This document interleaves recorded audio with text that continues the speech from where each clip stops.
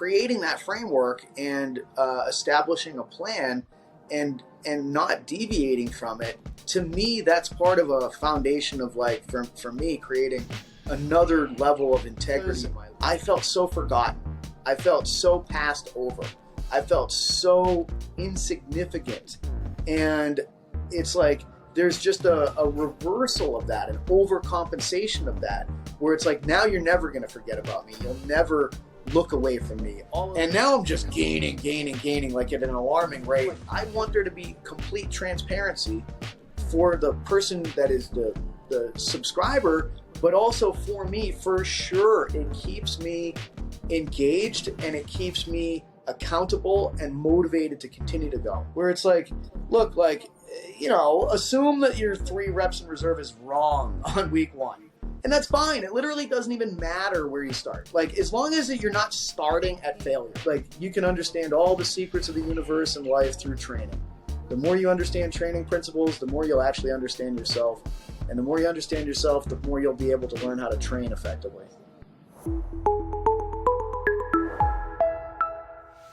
Just quickly before we get into the full show, for any of you who's watched this podcast before, you will know that I am super passionate about this podcast and getting on the most interesting guests to help you get better results with your fat loss, your business, your life, and your coaching skills. But at the moment, 85% of you who watch this channel aren't subscribed to the channel.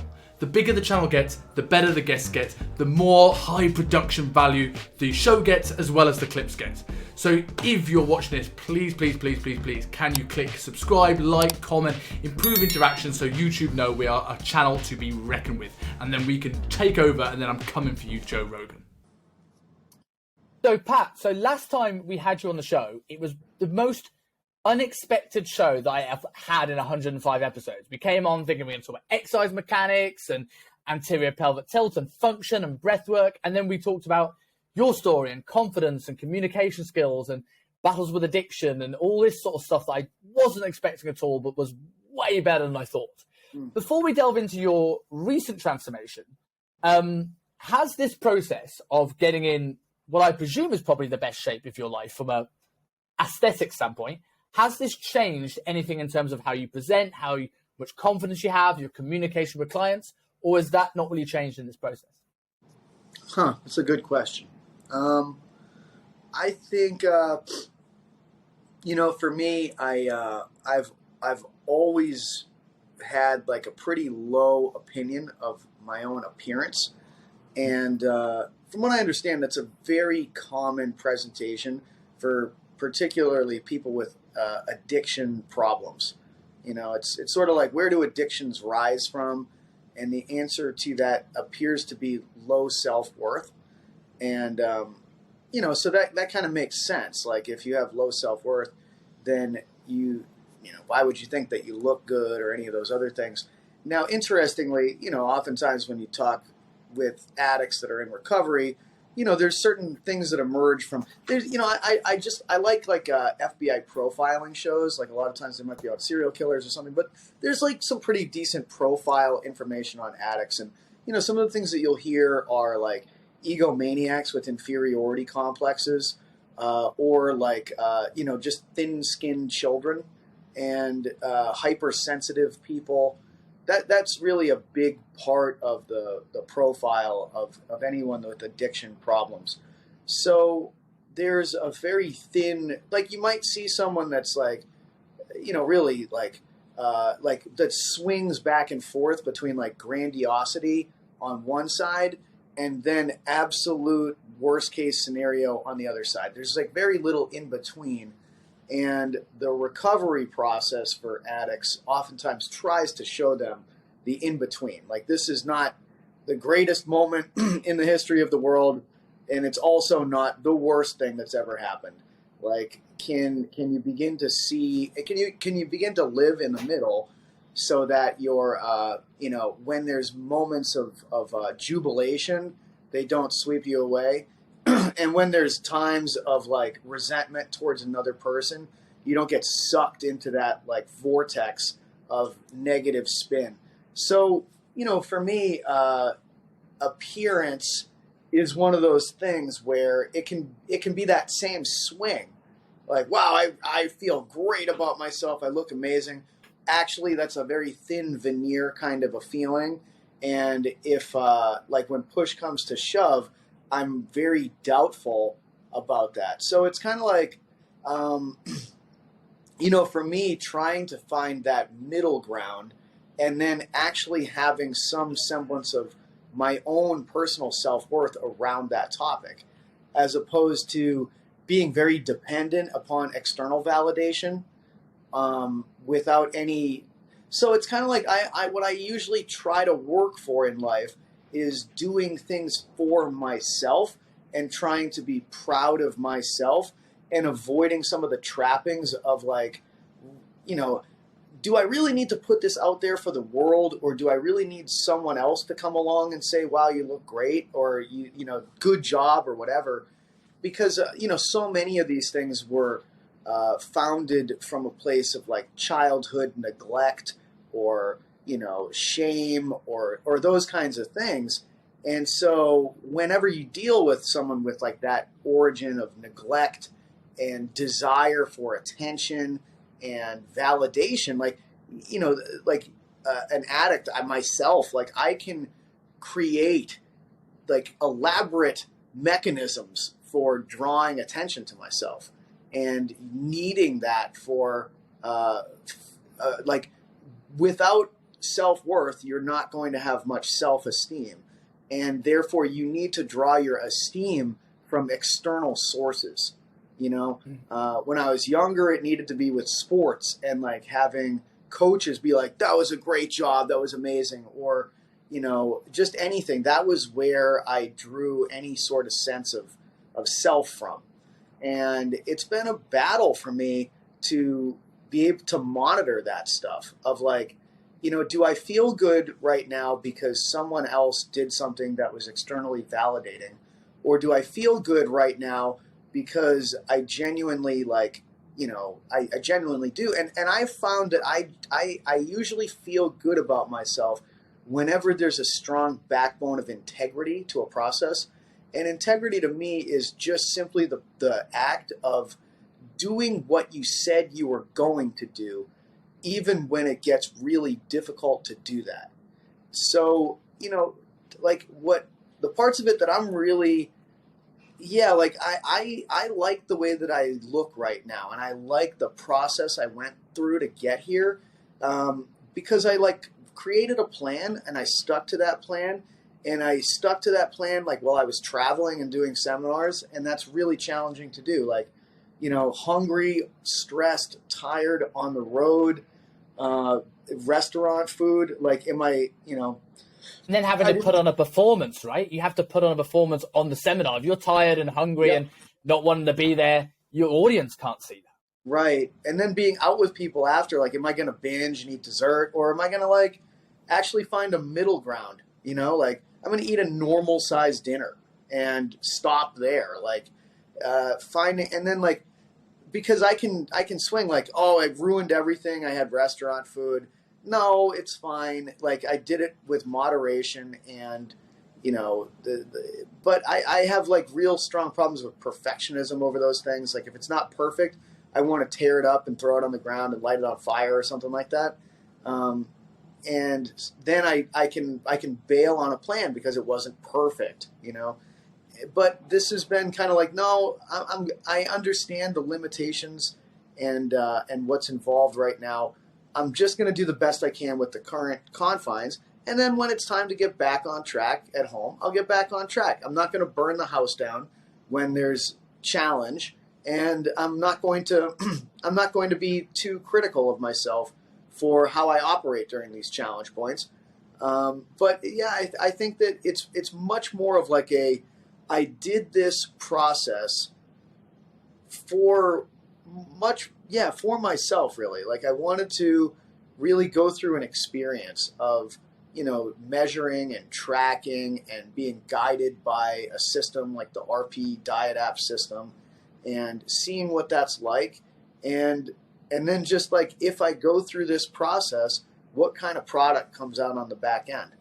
And, and it was like I set out beforehand saying like, here's my goal. and here's my process, and I'm going to try to stick to that process.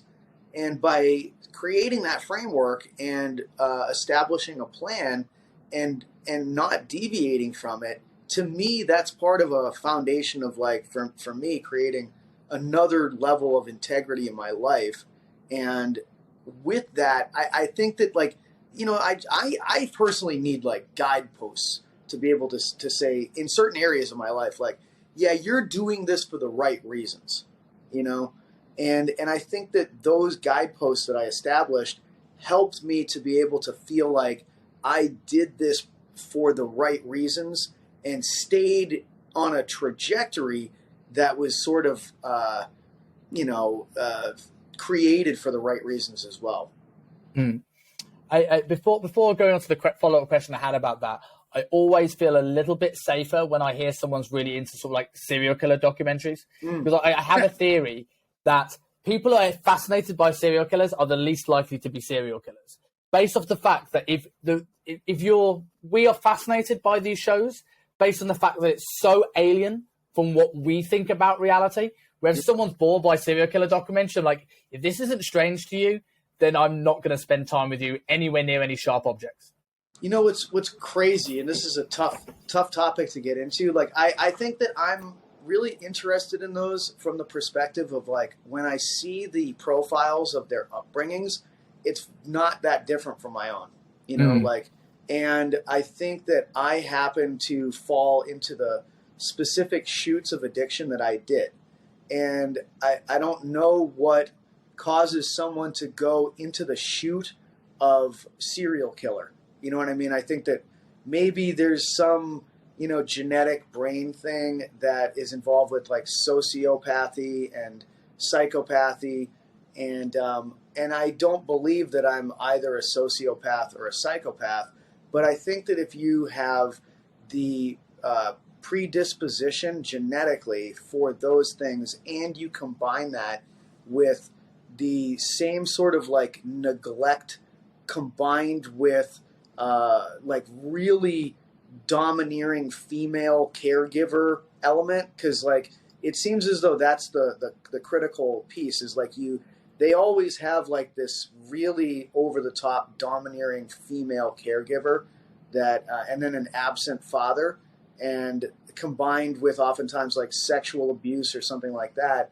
And it just sort of like, it's like, hey, if that's the recipe for like cooking one of them, you know?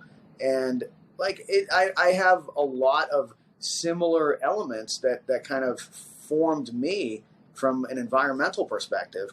And I'm kind of like, man, I'm really grateful that I didn't wind up over on that camp of this spectrum of like, because I think that in really, I've seen a lot of these things. I've looked into these profile kinds of things. Like, it's just another part of the addiction spectrum.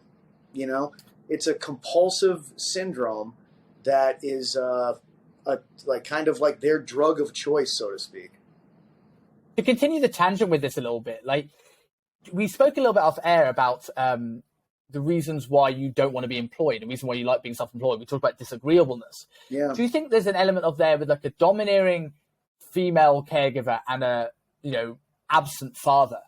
Do you think this is the reason why a lot of people are thinking now that the people considering masculine traits toxic is causing more dangerous people? If you think about Jordan Peterson talked about the most dangerous man is the person who's demasculated. Do you think this is potentially an impact of creating men to potentially be more dangerous? And why you might not have ended up on that path is because despite your own issues with insecurity, you've got a level of self-assurance and those masculine traits of disagreeableness and at least outwardly self-confident.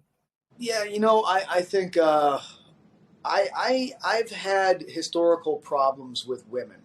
I really have. And I think that working through therapy and other things, like, it makes perfect sense that I have.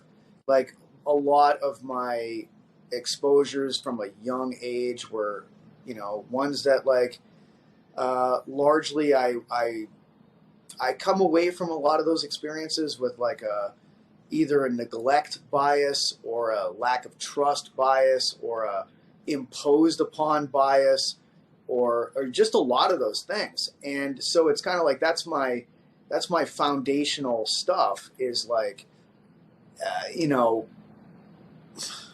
just all of those elements. And as a result of that, I think that when I'm challenged by a woman or questioned or feel like I'm done wrong by a woman, it's a stronger response for me than when that comes from a man. I have, I would say that I operate from a place of probably distrust with both genders and insecurity with both genders, but that it's more severe with women than it is with men. And I also, I know that, like, as a child, I learned to overact to get attention from women. And oftentimes, even with that, it was not met on a level that I would need. And so now it is a similar thing where I can over try in the beginning, and sometimes it feels like that works, and it almost is like a euphoric experience for me. Like, oh my God, she sees me, she loves me, this is amazing. And I can fall into those kinds of trappings. And it's like the greatest drug I've ever experienced. Like, oh, this woman is enamored with me. But as soon as like that, and of course that's like fantasy, it really is. Like, it's not really rooted in reality all that well. But as soon as there's a crack in that facade, it really like can hit me to my core. And that can be devastating for me from the standpoint of like wanting retribution or feeling like I was done dirty, or those are like really deep, visceral feelings for me. And so it's really tough because I know that my reactions are fairly, like, they can be over the top, and they're over the top because they're historically rooted in a lot of pain and confusion and things like that. And so it's like, for me, having that awareness to try to pause under those circumstances, like, okay, I'm really going to a place that's not appropriate from a response standpoint. I need to remove myself from this environment for a little while. I need to breathe. I need to kind of get control of myself, because I'm not actually communicating and reacting to this current person. I'm communicating and reacting to memories that I have from 30 years ago, and that's a very, like, I think for me, I really like being competent and highly skilled and professional. And during points where I'm not able to operate under those conditions, again, my perfectionism is something that I really struggle with. I want to always be perfect and always say things exactly the right way and always have the correct answer. And if I don't, and if I'm being confronted with that or challenged with that, oh my God, like, the response I can have can be ugly. And so it's like, it's just a gigantic learning process, because I'm a well-intended person who has some like fairly like open, hard to deal with wounds that when someone can salt them in the moment can sting and cause me to respond in ways that I don't feel good about, and after the fact can be embarrassed about, or, be like, man, what was that all about? Or I can kind of pump myself into like bravado mode and anger mode or overreaction mode that I like sometimes, like, oh yeah, like almost like a gorilla beating its chest or something like that. So it's, I think that it's I know that I am still operating and dealing with tremendous insecurity that can make me more needy than is appropriate. And that high neediness, oftentimes, need of validation, need of someone liking me, need of people agreeing with me or acknowledging that I'm smart and wonderful. Those are characteristics that are, I think, potentially inflammatory for me, so that now I start to operate in a place that can be damaging or offensive to other people. And it's funny that I just think that where it comes from is usually a place where I really want to impress you. I really want to impress you. I really want you to think highly of me. And the moment that you don't, you threaten my existence. because my existence is not coming from a place of self-worth, but externally validated worth. And when you don't give that to me, ooh, I'll fucking show you. I will show you. And this is the biggest mistake you ever made, to doubt me and to not see me and to not praise me or something like that. And I'll never let you forget about it. And I will punish you with this until the end of time. So that sort of like vindictive retribution style that I can have, I'm like, oh, okay, like this is, it's not about even this other person. It's about me and what I didn't get and what I needed that I'll never get, but ultimately have to learn to teach myself to give myself, you know, that adult, strong part of me that can learn and overcome, really taking care of the other part of me inside that is this module of a hurt, neglected, sad child that wanted so much that I didn't get. And now that element of me can be brought up in the worst of moments, and that's the part that you're seeing and interacting with. And of course, that's not a reasonable part of me. And so that's kind of what I think of in terms of like the real nature of like when I can be this toxic figure, and I can be, and I have been, and I certainly can be presently and probably will be in the future. Hopefully less than I used to be, hopefully less in the future than I am now. But it's, you know, I'm not alone. You know what I mean? And it's not just men. It's anybody. So it's really tough to hear about like, you know, it's all toxic masculine. No, it's just like hurt people. I couldn't agree more with that. It's interesting you brought up perfectionism, but I think listening to your story, it highlights to me how, and part of the reason why I did this podcast, how interesting human beings are, because there is so much of what you're saying there about like that resonate with my story and that sense of having to prove something to somebody, and that being a big part of my self-confidence and my self-worth, which is very similar. But my background to you was, you know, I don't feel I had a neglected childhood. I never suffered with addiction, but it's weird how we're all so similar despite very different backgrounds. That the same endpoint has sort of been achieved between the two of us here, that I could totally resonate with everything that you said. Do you think there's an element with your perfectionism? You went into a career that you sought out like control. What can I control around exercise? What can I control in the science field? Like this, I'm looking to find truth in stuff, where when you start talking to the opposite sex, there is stuff that is now out of your control. Is that why that's more of a challenging aspect, do you think, than other potential aspects of your life? I think so. And, you know, I am always reminded of something that Jordan Peterson talked about in his main book of, that I can relate to, where as a man, I feel like there's a pull for me to create structure and systems in my life and to have almost like a militant level of like sameness. You know what I mean? Yeah. And oftentimes the women that I find to be incredibly attractive to me are the ones that pull me out of my routine.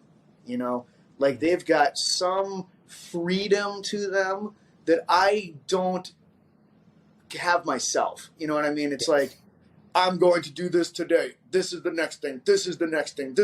And they've got some like sort of like fly by the seat of their pants element or whatever. And it's almost like I get to be swept off on a magic carpet ride with them.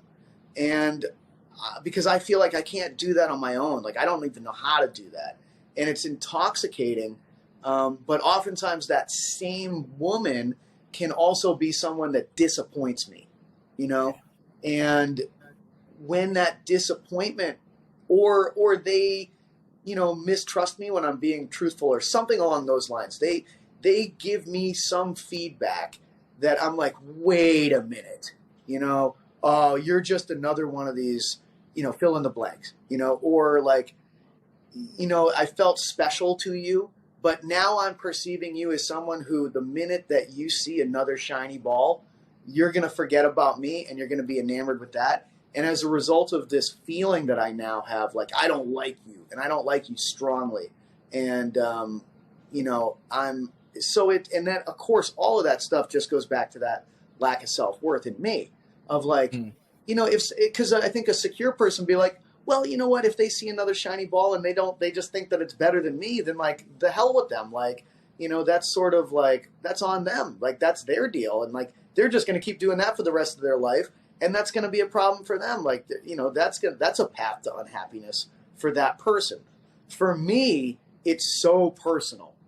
How dare you, I'll show you, like, I'm the best shiny ball you've ever encountered in your life.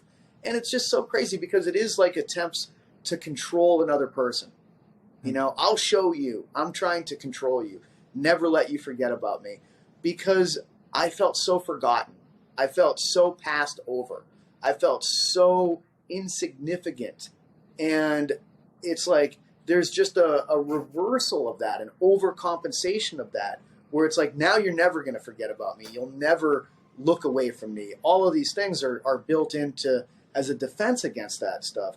So those feel like very chaotic, out of control elements for me. And I think that where I fell in love with exercise was with playing sports and being good at sports, and the rules are the same. The equipment is the same. If I work hard, I'll probably get better. It's sort of like this very clear, more black and white environment. That's out of bounds. This is in bounds. None of this sort of like, how do I, keep your attention? Yes. There's no nuance to it, right? There's no subjectiveness to it. Like, do you think the fitness industry, there are absolute Casanova playboys in the fitness industry for sure. They're the ones with the blue ticks on Instagram. But like, do you think the fitness industry as a whole, and certainly the people who are very, very good at it, encourage these kind of people with like inferiority complexes and people who have something to prove? Because again, going back to what I said earlier, we both have a very, very similar endpoint with very different backstories, which makes me think there are probably other people with very different upbringings all coming into this with similar, if not the same feelings. So do you think the fitness industry encourages these kind of people to get involved that have something to prove to themselves or others? I think there is some sort of like selection bias for the fitness industry. You know what I mean? It's not, I think that there's a higher proportion of people that come from similar backgrounds. I think there's a lot of females that have eating disorder problems, which is, it's like I said, like when I'm talking about serial killers, like it's another shoot.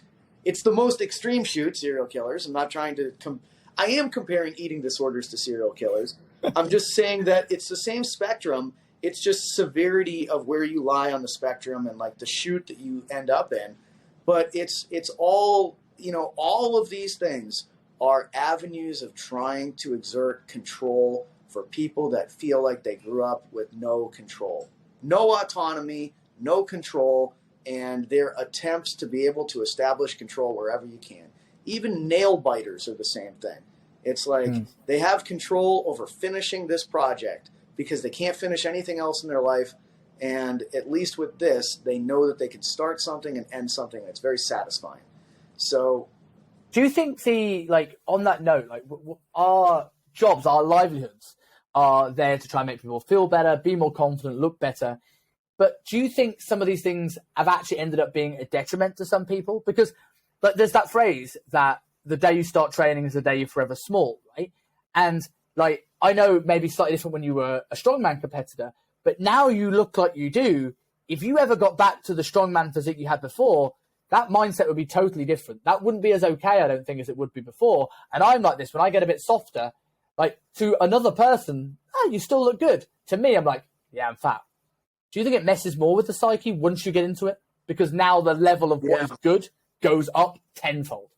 Yeah, it's funny. Like when I competed in strongman, it was the 175-pound division, which is then it sort of shifts to the under 90 kg. So it's like I was very lean competing in strongman. And when I fought professionally. I fought at 154 and a half pounds, which is, even lighter. It's, I'm not even sure how many, I don't know what the kilos are on that, but it's like, I was lean and light and very like fast and agile, and, it's a smaller weight class. So, I competed in weight class sports for, let me think, like 5 years with fight sports and 3 years with strongman. So I've done 8 years total of weight class sports. And when I finished fighting, I gained 60 pounds in 6 months, which is a huge amount of weight to gain. What's that, like 25 kilos or something like that. What do you think led to that? It was very challenging for me to get that light for fighting, and it was very restrictive. And, I was also, when I stopped fighting, I was 24 years old, I was starting grad school, and I was also hanging around people, I was getting into strength and conditioning and hanging around people that wanted to be weightlifters, and that, culturally, it was let's get big, and sort of I was excited, hey, this is a different thing. I think just sort of the trajectory career-wise I wanted to go on. And, so it was I was very grateful to be able to eat. I really wanted to just eat dessert, and, I was young when I was fighting, and I didn't have an exercise science background at the time. I was a history major, and I just did what the other guys that were elite fighters did, which we just basically didn't eat any carbs, I ate salad and tuna fish over and over and over and over and over again. Over and over and over. I still can't eat mackerel for my first diet for exactly the same reason. Mm-hmm. Yeah, I don't think I've had tuna fish since then. And with strongman, I was further along. At the time, I listened to a lot of Rob Wolf's podcast, and I got into a paleo diet. And so I just ate sweet potato and, protein sources and vegetables. But in hindsight, if I had been measuring macros, you have to eat a shitload of sweet potatoes to be able to actually hit your carbs. I was probably significantly shifted, and I ate a lot of avocado and coconut oil at the time too. So I was probably from a performance standpoint, way too far towards fats, nowhere near enough carbs. That can work, and it certainly did work. I never missed a weigh-in ever. I always said to every competitor, the only people that miss weight are the people that don't want to compete. By some way, shape, or form, I'm going to make weight. And again, it was a struggle though to get my body weight to the competitive weigh-in weight for strongman. And when I got done with that, I think that again I went from 175 pounds. Within probably 4 or 5 years, I was up to 235 pounds. I had gained 60 pounds again, with just ad libitum, non-goal-based eating and training. And, I think that where it got to was this would have been 2019, I was 235 pounds. And that's 50 pounds more than where I weigh right now. And I definitely heard criticism at that point. The other people I worked with were on me about that. You know what I mean? They would definitely make fun of me. And I would hear things online too. I remember the first time reading someone calling me Fat Davidson. And that was oof, damn. How did that feel for a man you spent so much of your life trying to prove that you're smart and worthy, and you've gone and got a master's and a PhD, and you are one of the, I will, wholeheartedly say one of the smartest guys in the industry, and that is the feedback. You've worked so hard. Yeah. How did that feel when that was the feedback, despite the well, it's a total, chip on the shoulder feeling for me, where it's fuck you, I want to kill you. You know what I mean? If I will gladly invite you to wherever I am, and I will fucking brutalize you with my hands, and let's film it. You know what I mean? That's good content. Yeah, let's do this. And it's kind of you don't know me. Like, I've been shredded before in my life. Like I can remember competing in the 2014 Strongman World Championships and weighing it at 174 pounds and shredded to the bone, glute striations, everything striated, like you name it. And, pretty close to where I am right now. Like, I think that it's like pretty comparable. Like, I've been here before. This isn't my first rodeo with like following something and getting lean. Like, when I fought at 154 and a half pounds, I was lean, very lean. So it was like, man, are you kidding me? Like, I guess this is, if you don't, but at the same time, I was like, you know what? I am fucking fat right now. No question. I'm fat. And this is bothering me. And I guess that like there is a recency bias. People don't know that like 7 years ago, I was competing for a world championship and super lean. They have no idea. They just see what's here right now. Like, they weren't in this field then. They're a young person that's in this field now, and they didn't know who I was then. They only know this thing right now in front of them. And so it was like, I remember at that point being like, I really do have to do something about this. And like, I kind of started this process New Year's of 2020, and it was like, my initial approaches weren't that great. Like, it was like, I'm not going to measure anything. I'm just going to sort of like stop eating when I'm still hungry. And there wasn't enough of a goal. There wasn't enough structure. There wasn't enough of any of those things. I ultimately kept sort of refining and dialing in more and more. And it was really COVID that helped me get on track with this stuff more than anything, believe it or not. That really got me going in the right direction. And by probably like, somewhere around May or June of that first year of COVID, I started with the RP app. And it was like rough in the beginning. I didn't really know how to use it all that well. It took me a couple of weeks to like dial it in, and my compliance wasn't that good, but it still worked really well. Like, I still started getting great results, and then I started dialing it in better and better and better over time. And it hasn't been a rush process. Like, when I was competing in strongman, I sort of rushed my way to weight initially. And no, this has just been like, I'm going to turn my own thoughts and my own whatever over to this app and just kind of listen to it. And I'll tell it my goal, but then I'm just going to kind of like fall in line with whatever its recommendations are. And over time, it gets smarter with me and I get smarter with it. And now, like, this is not, like, I am not uncomfortable existing in this place right now. I'm not hungry right now. I'm in maintenance, and I'm holding on to this place with, for the last few weeks, very little training and very little effort from a dieting standpoint. And I never did maintenance anything years ago. I didn't even know it was a topic. Maintenance? Like, it's either full throttle or we're going, off the deep end the other way. But, I'm on 6 weeks of maintenance. Maintenance will end after next week. And then I'll be on another trajectory for gaining mass again, but with like even a more refined, intelligent approach to it. I think maintenance is an interesting word, because I was very much in the thought process that you just said you were, that it's either full throttle or off. And I think that maintenance is a good goal in theory, but what you don't want is a maintenance mindset. Now, what I presume with you now, you're on maintenance calories, but you're still pushing for stuff in the gym. What you often see is when people go into maintenance is like, well, I can take the foot off the gas a little bit. No, and it's kind of like how you maintain is you push in the gym and to maintain those calories, even if you're not training quite as much, I presume. This is the easiest training that I do. It's like I'm at maintenance calorie. I'm not in a place where I would lose fat, and I'm not in a place where I would gain muscle.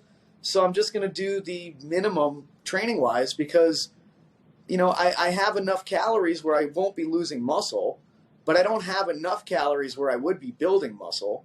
So it actually is a place of like neutral. Like, I don't need to put my foot on the gas. Like, yeah, and look, like, it's not like I go in there and do sets that are like RIR of 10 reps or something like that. Like, I think that anybody watching would be like, well, that guy pushed himself pretty friggin' hard on that set.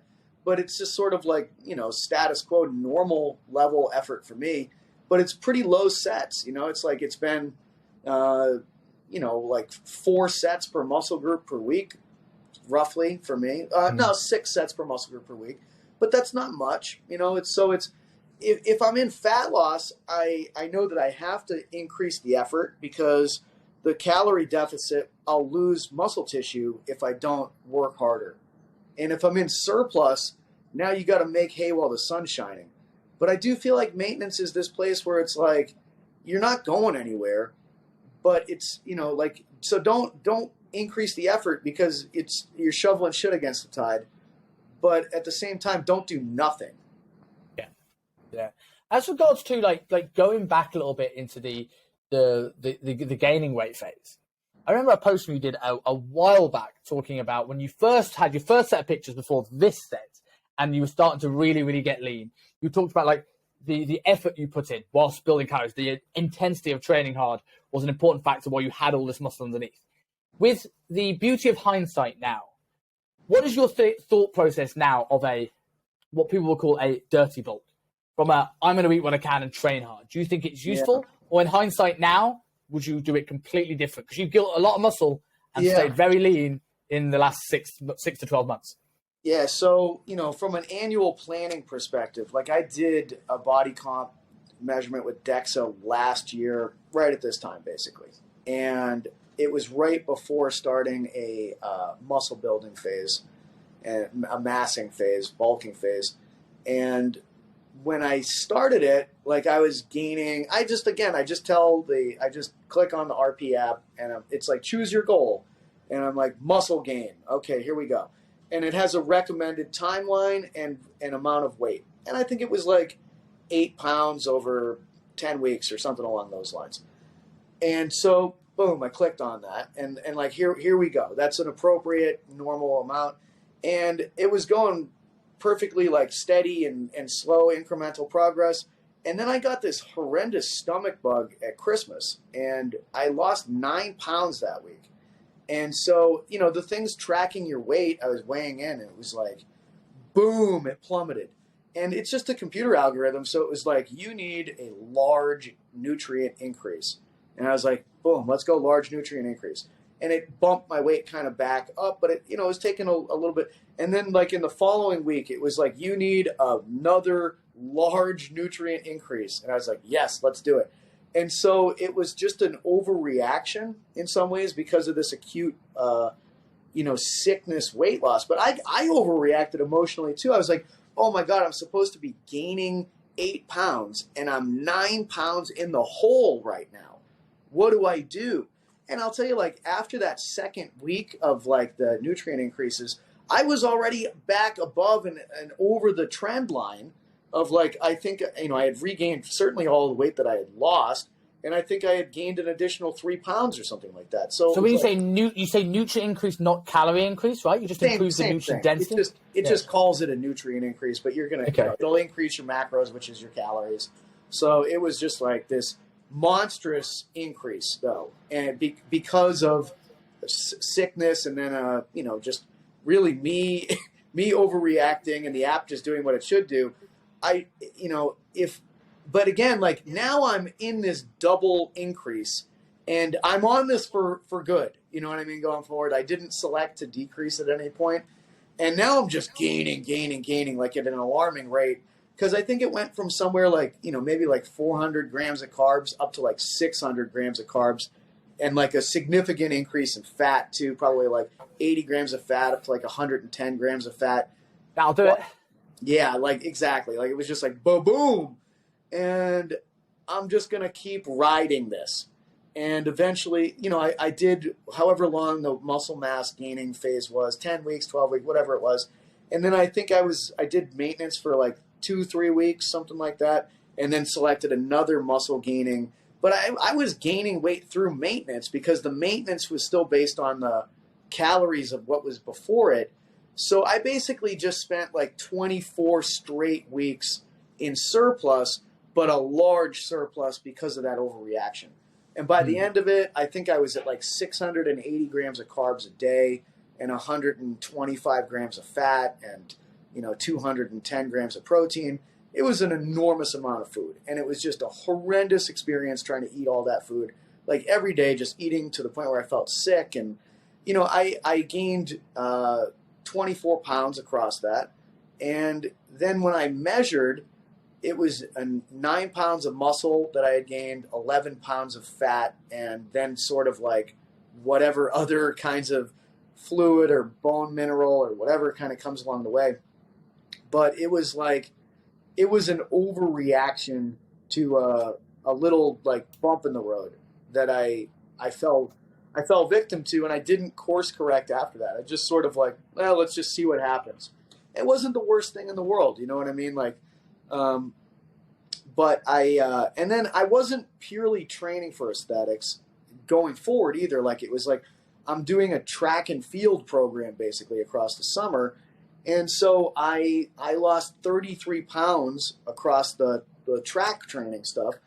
And when I remeasured on the DEXA after 24 weeks of track training, I had lost 24 pounds of fat, but I had also lost 8 pounds of that muscle tissue that I had gained. I had gained 9 and then I lost 8. I had lost in the course of a year, calendar year, I had dropped 4 pounds of fat and I had gained 1 pound of muscle.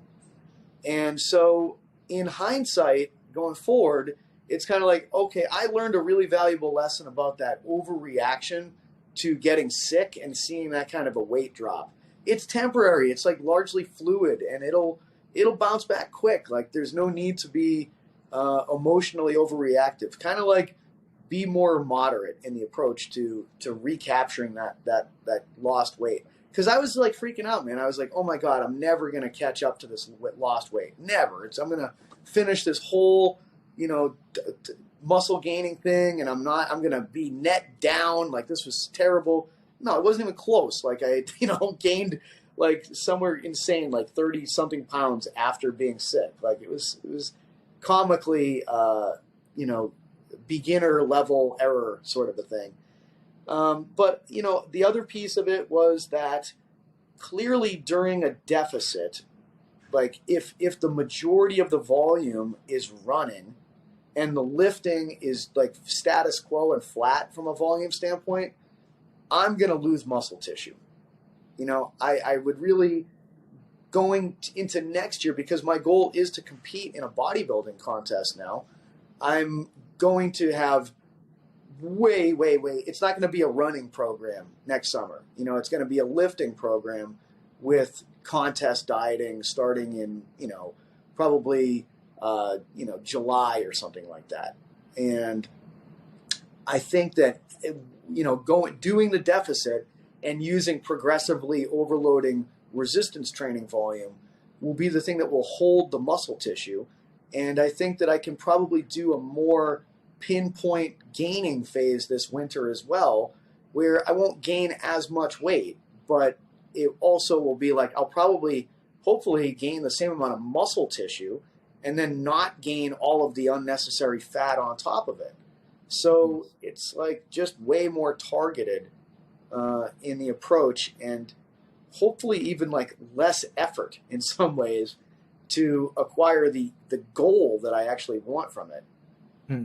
So if you had someone that came to you is like, let's say you, but 5 years ago, and is saying like, I want to put on X amount of muscle, I want to look like you, would you encourage them to go through a phase of real purposeful overeating as opposed to what you're about to go into, which is a bit more targeted? Or would you, in hindsight, say, no, stick with the targeted approach, it isn't worth the fat gain? Is there benefits to having a bit more of a softer off-season prep, or do you think that does more harm than good? Yeah, no, I look, like I just think that there's enough science to be able to indicate that a more modest surplus is definitely better. I think that there's evidence to suggest, 250 to 500 calories of surplus is going to provide 90% probably of your muscle mass increases with minimal fat gain in the process. And yeah, if you go from 500 up to 1,000 plus, you are going to gain more muscle. No question about that. But it's not like this tremendous more muscle, but you are going to gain more fat as you go up and beyond 500 calories of surplus per day. So there's really no real reason to do that. Like you're adding what you don't necessarily need at that point in time. Do you think there's weight to the the thing of like insulin sensitivity goes down and inflammation goes up. And after a while, that rate of, yes, you go to 1,000 calories, you will gain more muscle, but not forever. You're going to get to a position where you're not in a good place to do it. Or do you think you still will? Whatever that P value is that seems to be like, hey, you're in a really good physiological status to be able to gain muscle going forward. It does seem that for, all like if you are leaner, up to a certain point, you don't have to be 5% body fat, but like if you're leaner, you're going to be able to gain more muscle tissue. And I don't think we know all the mechanistic reasons. It's not just insulin sensitivity or any of those things. It's like, it just seems as though there's something about being leaner that allows you to gain muscle more so than if you are fatter. So, yeah, I think and it's also just like way less horrible when you go to do a fat loss in the future too. Like it's not worth it. You know what I mean? Because that fat loss, it's interesting. Like the fatter you are, the easier it is to lose fat. But at the same time, you still have to lose all that fat. It almost reminds me of like, we know from a relative effort standpoint, like you have to approximate failure on your sets to provide a hypertrophy stimulus. But if you're doing a set of 25, you have to do all of these reps prior to 20, 1 through 20, just to get to 20 through 25, where you're able to hit the reps to provide the stimulus. In some ways, it's like it might be a little bit easier to just start with a heavier weight so that you don't have to do as many lead-up reps to get to the point where you're doing those stimulative reps.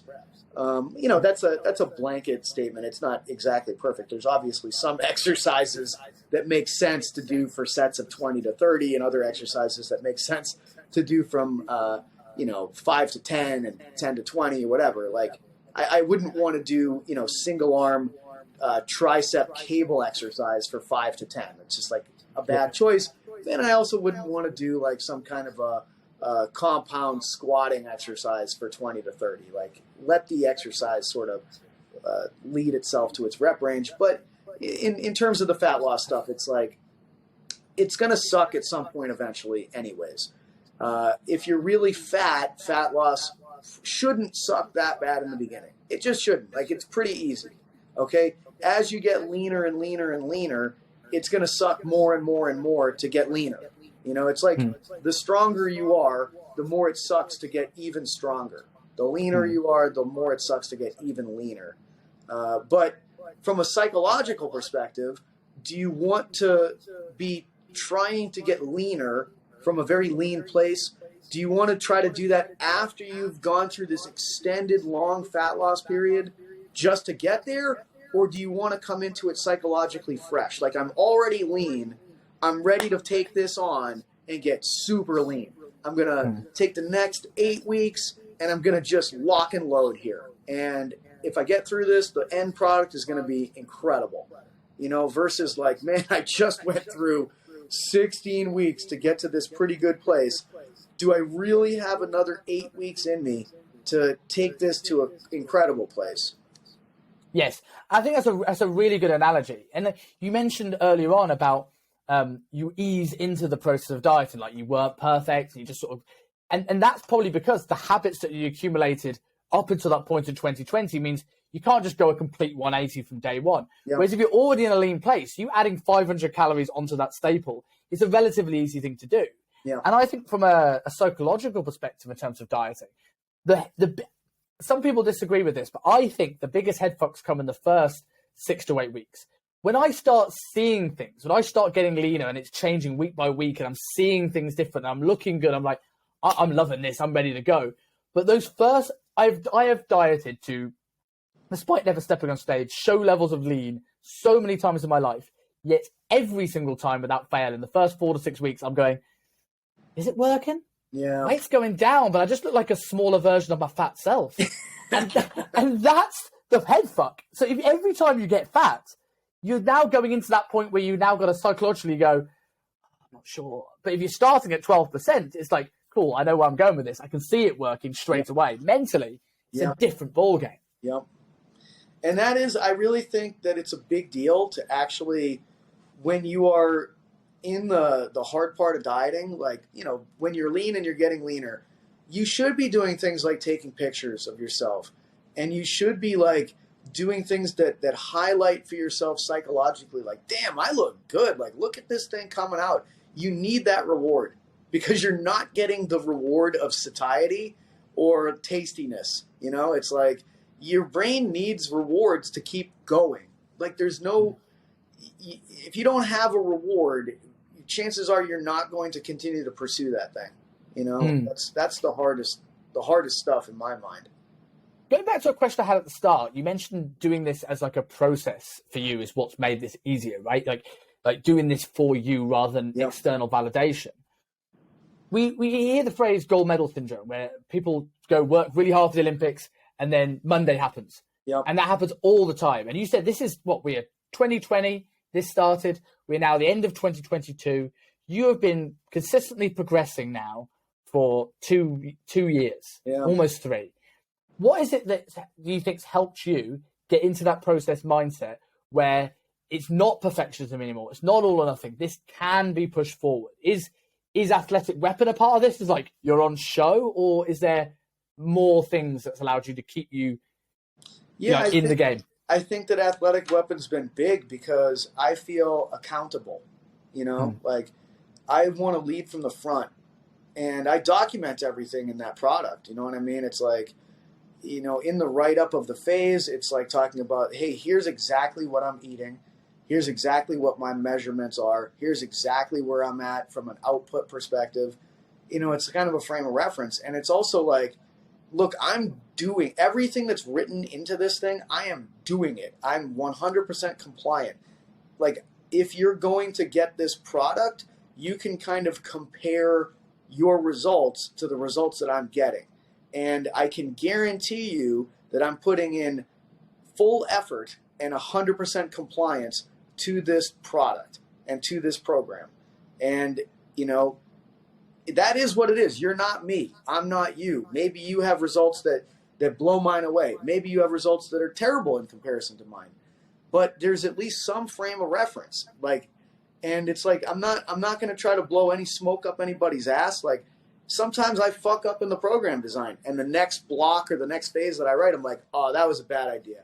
We're going to go in this direction. Okay, my bad. Like, this was a misunderstanding. I calculated something wrong. This was a terrible idea.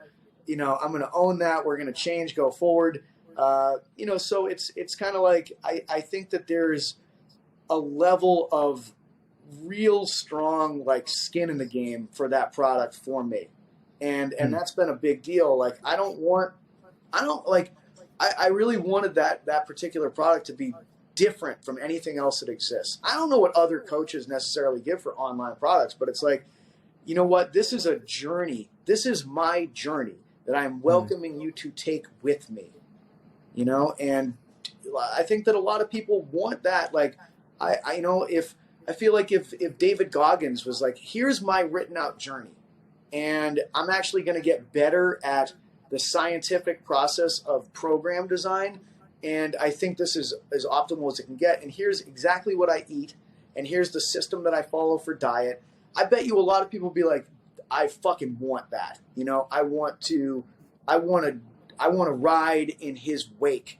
You know, I want to do everything he can, whatever he's doing, I'm on board because, like, I connect with this person. So that was a big part of it for me. But it was also like, I want there to be complete transparency for the person that is the subscriber, but also for me, for sure. It keeps me engaged and it keeps me accountable and motivated to continue to go. I suppose going back to that maintenance thing, you know, this is when I was saying earlier on about there's a difference between your maintenance and someone else's maintenance. And it's that you are accountable to maintaining. Yeah. Like, you can't get lazy with maintenance because there's that accountability factor there. Yeah. And I think it's an interesting product, I think, Athletic Weapon, because it's different to this one-to-one personalized online training, which I'm sure you could do an incredible job of with the years of experience and knowledge you have, and certainly with the work with your one-to-one. But from a marketing perspective, without going into making this a business topic, but people buy people. Storytelling is our best driver of sales and journeys and personal branding. And Whereas someone generic online trainer number 3 might need complete personalized programs to get by. Part of, certainly since I've started following you, part of your thing is, I follow Pat Davidson for Pat Davidson. Not he's smart and I love his products, but I started watching you from like the Clown College series and went, right, this guy's like no bullshit and a good laugh. So if I'm going to buy a product from you, I want to follow that story. Right. I want to follow that person, not just, well, let's just get a program because it's a program. Right. I mean, I think that's definitely part. It wasn't really on my thought radar. My thought radar was much more like, man, there's way too many like special snowflake syndrome people out there. Like, you're not that unique. You do not need the individualized, personalized program. You need to learn how to work hard and shut up and follow a program. And to me, if you're on a team, that always works better than going it alone. Like every time I've ever been on a team, like when I was a professor at Springfield College, we had team iron sports, and we all followed the same program, just like a college football team would. This is what we're doing today as a team. And when everybody's doing the same thing, it ups the ante because you're looking over and this guy's pushing really hard and you better step your game up. And like, we're all running next to each other. And are you going to be the person that falls behind? Like, I think that we are kind of tribal pack animals. And when the pack drags you up, when you're part of a good pack and it's a bunch of bad motherfuckers, like, what are you going to be? Are you going to be the person that holds them back? I don't think so. Either, we might leave you behind now. Like, there's no time for you. Either you're with us and you're making us better, or we're going to leave you behind. And that's my mentality when it comes to training. Like, it is me trying to help lead, but it's me just trying to assemble a badass pack. And if you guys are pushing harder than me, I ain't falling behind. I'm gonna dig my heels in, and I'm gonna work even harder to keep up with whoever it is that's pushing from the front. And I want to be right there next to you, pushing as hard as I can, matching you every step, or outpacing you, challenging you to work even harder to keep up with my pace.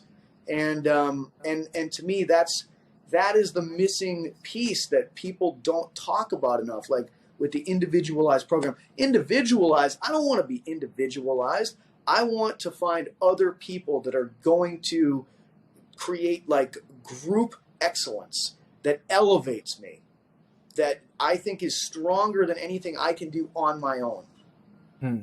Do you think like this? I mean, I'm really intrigued to hear what you think about this next question, because for a person I think who has probably the most formal qualifications to talk about exercise mechanics, you teach it. I've studied a lot of what you do. With the trend of exercise mechanics now being bigger than ever, yep. Do you think that it's potentially more of a detriment now to the fitness industry than a benefit? And I say this because I remember when I first did RTS, and I like it, it's good, but again, we're now getting people 4 levels down teaching it. Yep. And I went in going, I'm squatting hard, I love training, I just love going in and training legs and smashing it up. And within a month, I was like, I can't do anything. I feel so fragile. I feel like my femurs mean I can't train any legs. Right. And I think there's more of these people now that it's harder for people to train. It's not harder, but people feel it's harder to train hard now because their brains are always on. So do you think the exercise mechanics craze has been a good influence or a bad influence overall, excluding rethinking the big patterns, of course, for the industry? This is a great question. And, I don't ever hesitate to say people's names or any of that stuff. I can remember when I was still at Hype Gym, I know Ben Giannis was starting to kind of go more towards that trajectory of like, the resistance training needs to be in these lines of pull and all this kind of angles and blah, blah, blah. And I was kind of like, I just disagree with you on this front. Like, I think that the mechanics optimization is important for changing table tests. I think that when it comes to core exercises and breathing, it's got to be really on point so that I can change table tests and give people back their range of motion and And then once they have established that, best case range of motion that I can get on their table tests, I certainly don't want to pick idiotic exercises for anybody, but I also, I think that there's kind of like, you have your big categories of your compound exercises, and then you have your isolation exercises. And when it comes to compound exercises, it's this very big window of good enough. And as long as it's good enough, like making it more targeted, I don't think is actually going to correspond with any more growth stimulus. And what I think will correspond with growth stimulus is going to be just being able to demonstrate progressive overload over time. If you're witnessing the person making functional adaptations and the performance scores are going up, then the functional adaptations, including protein synthesis being greater than protein degradation, gains of muscle tissue, that will come along for the ride.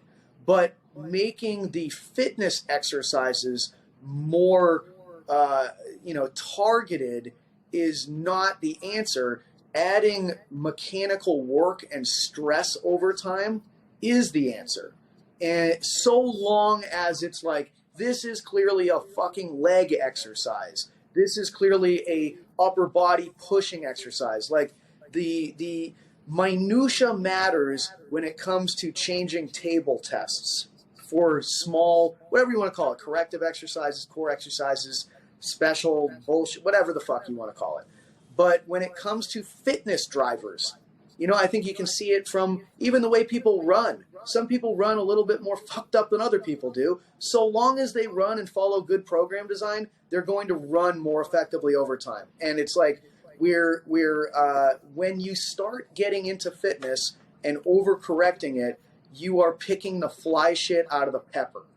And I know that me trying to give that message, even back then, wasn't received all that well. And now I don't belong to that camp anymore. And I have a lot of bad feelings about a lot of the stuff at that place and a lot of the people associated with that place. I won't hold that back. If you have a personal conversation with me, I'm like, yeah, I have a lot of really bad feelings about the way shit ended there and about the way that some things have gone since then. And yeah, like that's on me. And part of that is me being like, how much of that is me and my own shit and how much of that is other people and things that they've actually done that I didn't like. Probably some combination of those things. But I think that this is a discussion that's not necessarily personal for me. This is one where I feel like, but it's hard to separate those biases. You know what I mean? I always do my best to be like, I definitely have a bias that is negative towards the person in a discussion like this. But I don't want that to override the objective discussion as well. And on the objective discussion, when it comes to over-targeting, in my mind, the exercise and being overly critical of exercises that you feel are not targeted enough, I think that that is an irrelevant conversation for the most part, and that the window of acceptable exercise selection and exercise execution is very large when it comes to compound resistance exercise that can be progressively overloaded. And I really don't think we need to go much further in this discussion than to point out all of the people that have gotten enormously jacked for a long time, that have used a wide window of exercise selection and exercise execution, but the effort and the overload over time was the resultant factor for these people, combined with dietary protocols and drugs. Those are the things that cause people to get fucking jacked, not the minutia. And it's like, watch a video of Jay Cutler training. Watch a video of Ronnie Coleman training. Coleman training, yes. So I was going to Watch a video of Kai Green training. They're all Rance Warren. Watch a video of Dorian Yates training. They all Rance Warren when he's not falling off a horse, he's throwing weights around. Yeah. Like, it's not, these guys are not doing the optimal stuff that the optimal fitness guys are talking about. It just isn't. It's like, it would be like, hey, I've got this new optimal basketball program, and then you like watch videos of like Michael Jordan and Kobe training and LeBron training, and it just doesn't look anything like what you see those guys doing, and you're like, wait a minute, like I just think that like these guys got to where they are, they're the greatest of all time, and like it's not what you're talking about. Like I think that there's probably some things that you're talking about that are like potentially some good ideas, you know what I mean? Like, hey, if we avoid exercises that lead to unnecessary joint pain, probably a good idea. Like keep the primary goals in mind. And if you can have exercises that give you the primary outcomes with avoidance of the secondary side effects, cool. I think that's great. Like I'm not doing my pulling training to have medial elbow pain. All right. So yeah, like, hey, if you're predisposed towards medial elbow pain, maybe a little bit more of a neutral grip might be a good idea. Okay. But you can probably sort of end the discussion there. You don't need to get into like, above and beyond that is not going to yield it. And like, you could probably, like I said, you could probably go on YouTube and put like Jay Cutler back workout and probably see him pulling on a straight lat pull down bar and like yanking it around with his body, swinging through space. And like, you can probably be like Ronnie Coleman shoulder development and see him in Metroflex on like the world's weirdest, most fucked up biomechanical shoulder press machine ever. And it's like, you can't get bigger shoulders than that, you know? And I'm sure that there's other bodybuilders that are natural that have used a million different training methods as well.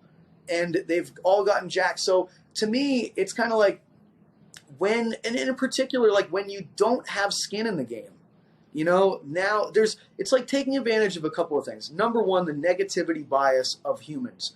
If I scare you, I'm going to get attention. The news has been doing that a million times. Oh no, pull-ups are bad. Oh no, the belt squat's stupid. Oh no, don't use the single rope with the two handles. You have to have two ropes next to you. Like, I have eyes and I can look at the history of resistance training, and I can also just look at what's happening. And it doesn't necessarily, like, I don't care how many skeletons you hold up with pelvis models or infographics. Like, all of these people throughout the history of training have done different things. And there's many roads that can lead to Rome. And this optimal road might be one that creates all of these nocebos and fucks with people's heads and ruins their effort and does all of these possibly deleterious things. What about that? You know what I mean?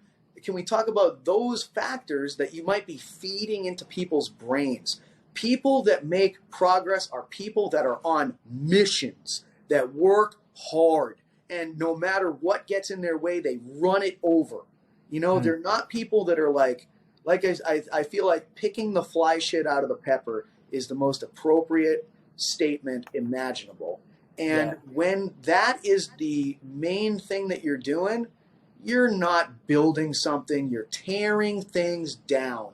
And there's a million nitpicky kids that raise their hand to correct the professor people out there. And they've been out there for a long time. And typically they don't really build things. They're just looking for an opportunity to sound smart and to look the part, but they're not really the part. They don't actually walk the walk. They're not the people that have the balls to step on stage. They're not the people that have the balls to compete in something. They just want to be on the sidelines, throwing their 2 cents in there. And it's like, you know, I have always been a fearful person and an insecure person and a doubtful person and a skeptical person. But at the same time, I do have the balls to be like, you know what, I'm going to call it like I see it. And I'll name names and I'll say it directly and I'll be blunt. And I'll also compete. I'll put my hands up and fight. I'll get in the ring. I'll put myself under the spotlight. I will take the challenge and actually put myself in a place where I've got skin in the game. And I'm not doing it to make friends. I'm doing it because I really believe in certain things.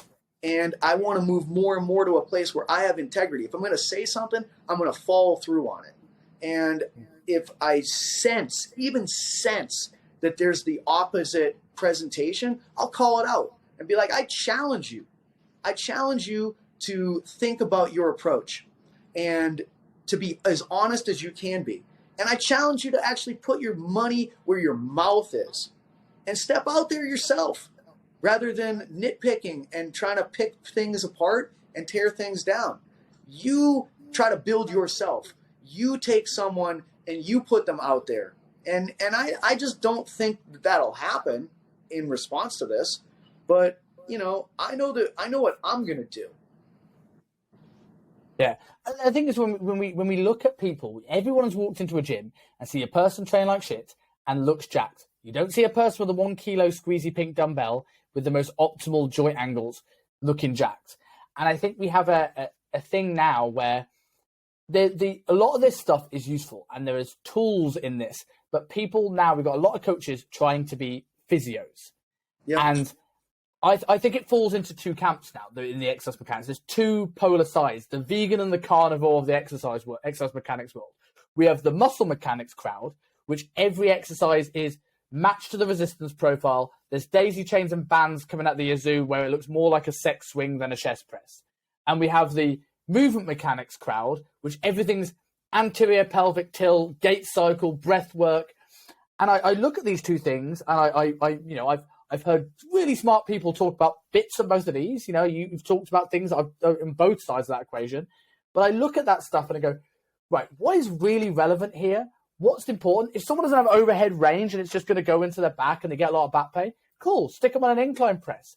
But the body is tight because the nervous system doesn't feel safe on a range. So the more I sit here with my 20-degree incline bench press, because that's where my overhead range apparently is, the more that's going to become my reality. And there's a middle ground here. I was like, as a coach, our job is find where's safe, that they can be stable, so they can train fucking hard and train them there. If you're focused too much on where their pelvis sits in space and where the ribcage angle is more than is necessary, you haven't got an x-ray, so you're trying to fix something that may not be able to be fixed. Yeah. So find out where they can train hard, and if it gets better, fantastic. If it doesn't, you're not spending 40 minutes teaching somebody a contralateral hip shift breath work RDL drill. I'm like, train fucking hard. Yeah. And, it's very population specific. For the general population and for people that are training for aesthetics, there is plenty of historical evidence to suggest the execution of that exercise needs to be like, okay, it doesn't need to be this truly outstanding, Now, as you become incredibly advanced, I think that you have to get a little bit more refined. There has to be a greater focus on creating a mind-muscle connection. Really, it's just time and place. For beginners, establish the habits and establish the mindset of consistent effort. For intermediates, they need to learn how to probably progressively overload and be able to make progress. Really, I think that they have this opportunity now, and it should. For beginners, it's like if you're trying to give them this strong mind-muscle connection, they don't what are you connecting? They don't have anything. It's like trying to teach a toddler calculus. Just start with the absolute basics and get them consistent and make it a fun experience. Once they're intermediate, build off of that basic acquisition and habits and make them actually go somewhere with those things. And now that someone is becoming advanced, they can really get into the nitty-gritty and intricacies of training. But let's be honest about what really advanced is. Advanced is someone that's been training hard for probably minimum 5 to 7 years. They live in a plateau. This is their motivation is never a problem for them. This is their life. This is they dream about it. This is everything to them. And most people don't qualify for that.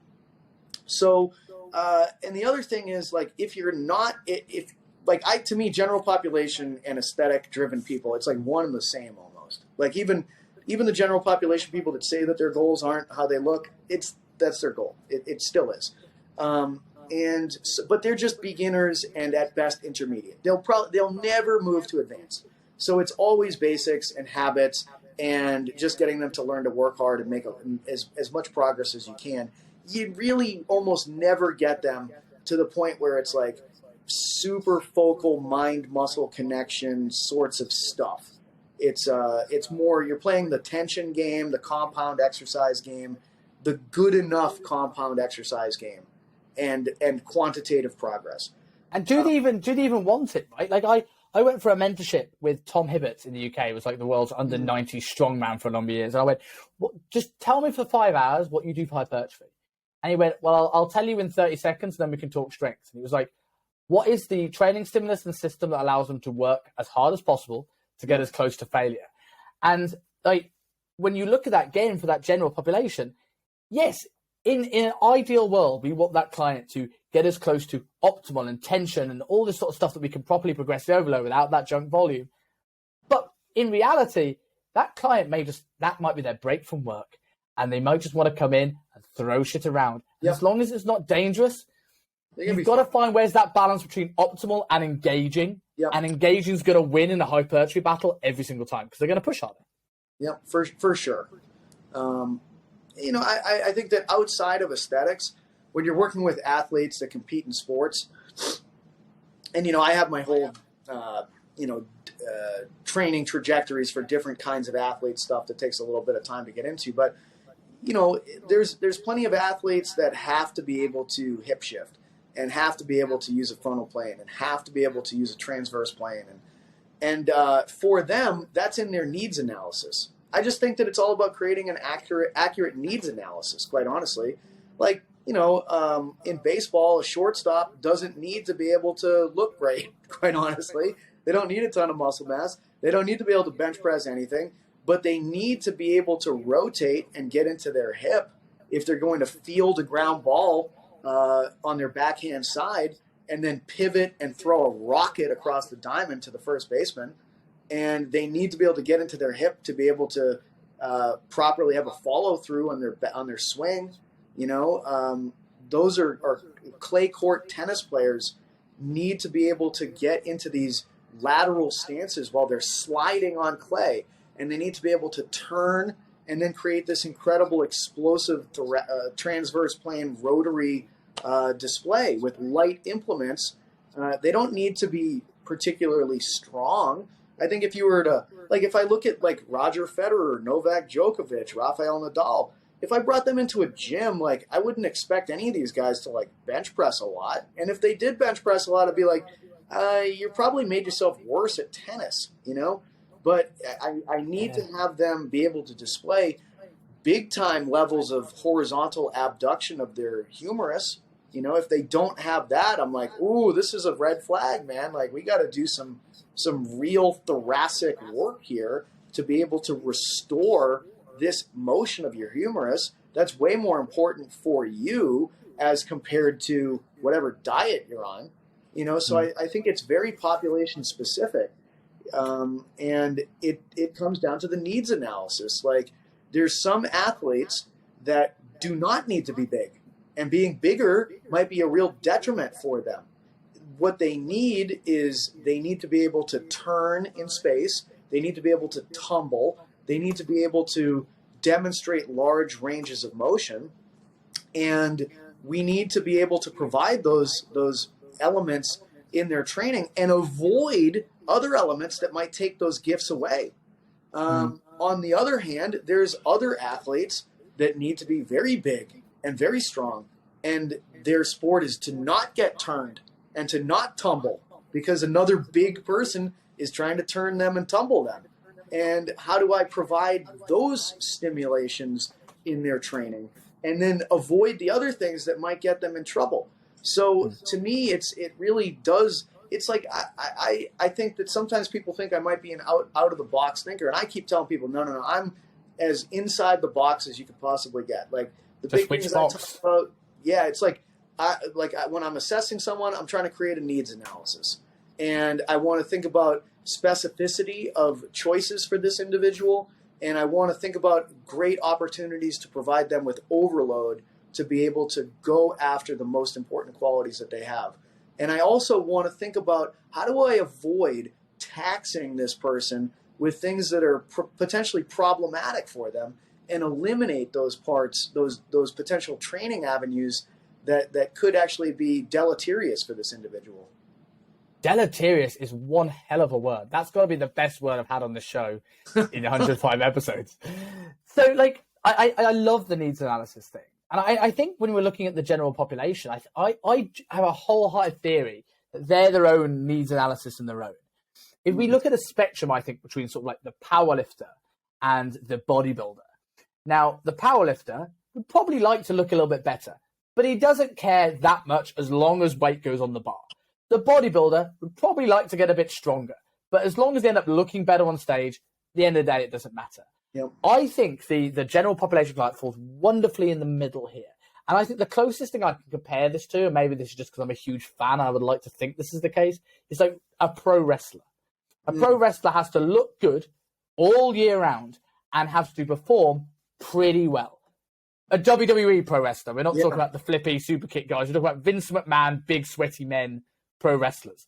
Because the general population clients, the goals are very similar to the bodybuilder, but if they're not getting stronger, if they get a bit of aches and pains, that will affect the psyche so much that they'll fall into a box of donuts. Yep. So you've almost got to give them that little bit of the strongman training to keep them motivated to diet and do their cardio, whilst giving them the bodybuilding training to make the physique look like it.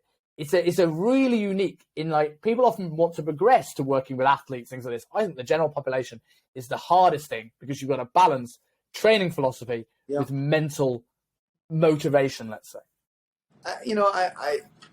The best thing I ever heard on this was Mike Israetel talking about the training to fuckery continuum. And there's just so many elements of fuckery. But, like, you can, like, just picture what fuckery is. It's like staying up too late, drinking too much on the weekend. It could be your diet falls apart on the weekend. It could be that when you're in the gym, you don't really have good range of motion. You don't have good technique. You cut your sets way too short of failure. There's literally an endless stream of fuckery as a potential thing to talk about. And there's new versions of fuckery that come around all the time, And even like trying too hard on a single set, it's like, no. The program said 2 reps in reserve. That was not just failure, but your idiot buddy assisted you on a couple of reps. So you're always trying to figure out, like, how far towards fuckery is this person, or how close to 100% non-fuckery based training is this person. And, generally speaking, you're trying to slide the person away from fuckery and towards training over time. And training itself usually is like, you have a general sense of what it looks like. It's like focused goals set, a methodology that involves like program design that's periodized and good exercise selection. And they just follow the program with great compliance and adherence. And it's like they're a pro at that point. They are a pro at training and using training to propel them towards their sport performance to the best degree possible. And so you have to determine, like, where is this person, and if they're general population, they come in and maybe they have some goals. They say their goals to you, and you kind of like, hey, let's bring you there. But when you discover where on the path of fuckery to training they are, this is, I hate that outdated cliche of like, give them what they want, but then give them what they need sort of a thing, like meet them at that place. You kind of meet them at their particular mile marker on the highway from fuckery to training. And you do try to match their corresponding latitude and longitude of fuckery with appropriate elements of like what that stereotypical fuckery level demographic usually responds to. Is it entertainment? Is it novelty of exercise? Is it what is it that they defines that realm of fuckery, and feed that to them as part of what's going on. Do you think, not in the terms of the drinking on the weekends and the sleep, But in terms of training, do you think that you almost need to push them to a level of fuckery to know what the optimal level of unfuckery is? So I have as much I love Mike Isotal stuff, but I have a love-hate relationship with the term reps in reserve. Everyone's now banging out, especially these online coaches have never been on the gym floor with a client. They go, you've got to have 2-3 reps in reserve. And I sit there and you've never worked with a client, because every time you get a brand new client, go, how many reps in reserve do you have? And you go, oh yeah, probably 1 or 2. Fuck off, mate. That's 26. The reps got quicker. They didn't slow down. Right. So I'm a big believer in like a challenge here. Like, let's go till it's a bit fuckery, and I'm going to teach you where 1 is. And if you don't know where failure is, you don't know where 1 is. And I don't think that actually, I think that Mike's message is convergent with that message. I know that like their approach is they're going to start you with an estimated 3 reps in reserve on week 1 of whatever training day this is. And next week you have to beat that. And the week after that, you have to beat that. And like you're going to, from week 1 to the next time you do that same session, you're either going to increase load or reps or both. And, you know, you're going to keep increasing load or reps or both until the person hits failure. And so it's like, it's based on this assumption that, yeah, it's an estimated 3 reps in reserve on week 1. And the more that they're a beginner, the more inaccurate they're going to be. But eventually we're going to hit failure. And then we know, and then we can base everything off of knowing. But, you know, that's what he actually says and programs and recommends. But I feel like, again, it's like people miss that or something along those lines. They're like, oh, I didn't know that that's what his statement was. Like, you know, it's much more like you have to learn over time the accuracy of your reps in reserve estimations.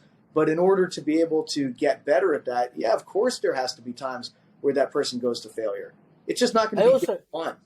I also think as well, there's a lot of people that will look at this and not think about, well, okay, yes, this is the guidance that is often given by someone like Mike Isotal, and then not stop it and think, yes, but the clientele that people that come and go and work and train with Mike Isotal are people that have been in the game 8, 9, 10, 11 years. These are the people you would consider advanced. And that is a really good guideline. But then someone's read Mike Isotal's book and they're an online coach and they go, the book says 3 reps in reserve, so Sally from Ealing is going to get 3 reps in reserve. I'm like, different demographics, different thing entirely. Like, she needs to know where failure is first. I will say Mike spent a good amount of time doing personal training in New York City. You know, like he's done this gig in one of the hardest places to do this gig. And, you know, it was like the stuff he was doing right before RP actually came around as a company. So you know, he understands the realities of like personal training. Like, it's not like he's blind to those things. I think it's much more of the ineffectiveness of the receiver of the message as opposed to the delivery. Yeah, that's what I'm saying. Yes, I agree. Yeah, like where it's like, look, like, you know, assume that your 3 reps in reserve is wrong on week 1. And that's fine. It literally doesn't even matter where you start. Like, as long as you're not starting at failure, like, it doesn't matter, because you can always go up, but you have to go up. Like, it's kind of like, to me, it's just a lack of appreciation of progressive overload, like a lack of appreciation of baseline and progressive overload. Because do you have to be patient? Like, kind of, slightly, but like that shit creeps up on you really fast. You know what I mean? Like, a couple of reps every week, a little bit of load increase every week. Like, within 4 or 5 weeks, like, it's getting really hard, and I'm learning and you're learning. And guess what? Like, we'll never go back to week 1 again. There's only there's like one direction that this train goes in. Like, it takes stops every now and then, but progressive overload is a motherfucker. Like, you know, like, and like, that is a principle, a backbone piece of training.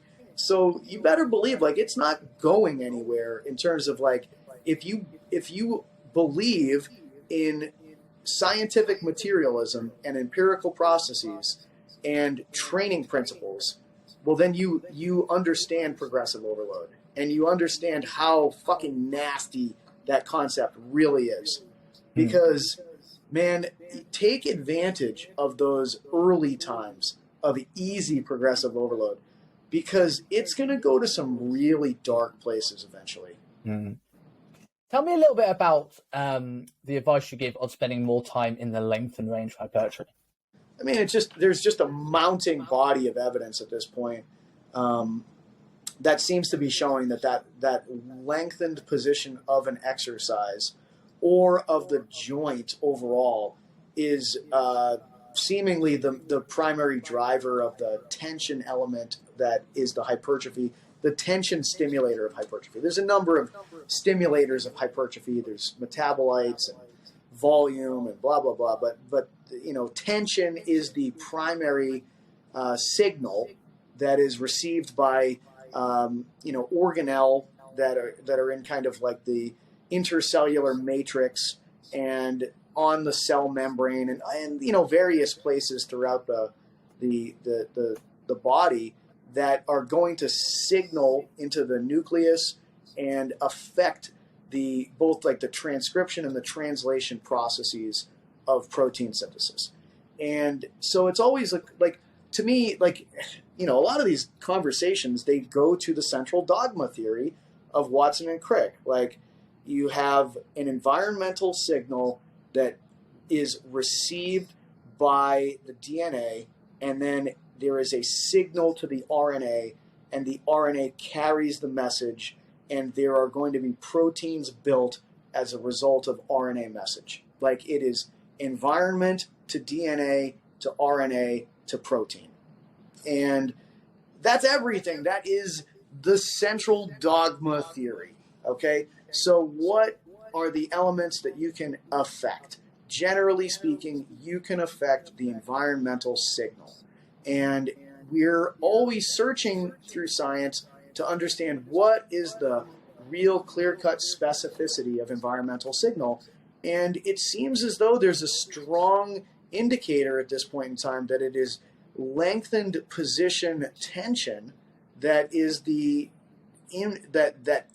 main hitter for that signal at this point in time.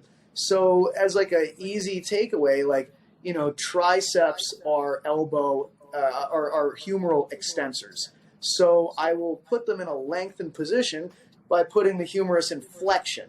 And then if I do my elbow extension exercises from a greater position of humeral flexion, I will be putting the muscle into a lengthened starting position.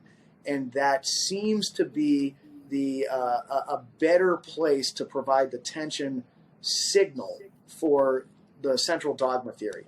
And, the other part of that seems to be if you were, and I think this was like with knee extension exercises, if you take a look at different groups that use that same exercise and you divide them into, we have this full range of motion group, and then we have partial range of motion. They're only going to do the shortened part near lockout. And then we have the third group, partial range of motion. They're only going to be doing the bottom of the motion.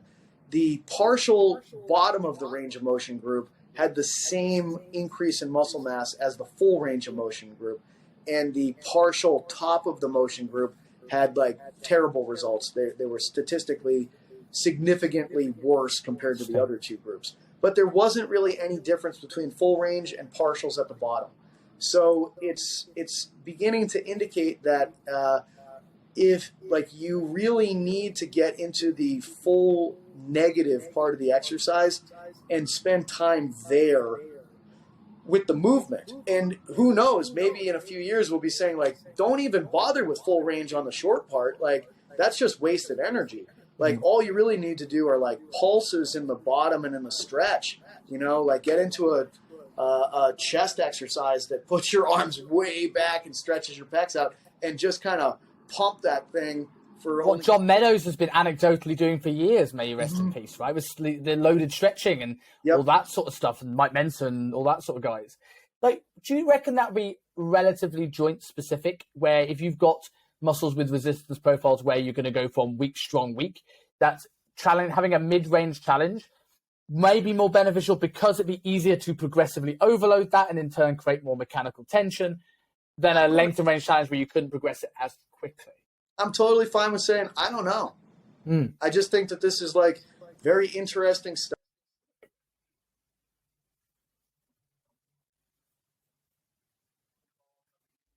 into a weird mode. Okay. Yeah, we got you back. We got you back. Yes, every now and then, because I'm on my phone, I'll get like some call that comes in. But yeah, I'm like I said, I'm skeptical, and I think that right now we're at this place where like this research information is something that we're all trying to like deal with. It's like, how valuable is it to do mid zone, end zone, beginnings? Who knows? Like, it's just like so far from this. Here's one of the things I always think to myself: don't throw the baby out with the bathwater just because you get some new piece of information. Like, the new piece of information is like really interesting, and like you can't throw it out. You can, like, once science is like statistically significant finding and it's being reproduced, you're like, well, this is correct. There is no debating this. Okay, so if I'm really serious about growing muscle tissue, I better get into lengthened positions. Otherwise, I'm really missing out on what seems to be the most potent part of the most potent stimulator of growth. Okay, but it doesn't mean that everything else is irrelevant. With muscle tissue, I think of it as most things, because that central dogma theory always is where you return to. And it's kind of like it's an environmental signal that gets sent to the nucleus that starts the DNA to RNA to protein cascade. And so it's the word environment is really important. And it's like I return to thinking about like the outdoor environment of the world. And the most potent stimulator of the outdoor environment is the sun. Okay? What is the overall impact of solar load that you're experiencing? And if you're in Greenland, it's going to be different than if you're on the equator in Africa. But that doesn't mean that that's the only factor of the environment. Like, if it's raining, that changes everything. Okay? If there's a tremendous amount of wind, that changes everything. And every exercise, it's kind of like, well, there's the sun, and that is tension. And probably some feature of loaded, lengthened tension is a good idea. Like, you want the sun to be present. But then it's kind of like, well, the sun is a factor right now, but it's really windy or something along those lines. Like, this exercise itself lends itself to this other environmental impact being a major presence here.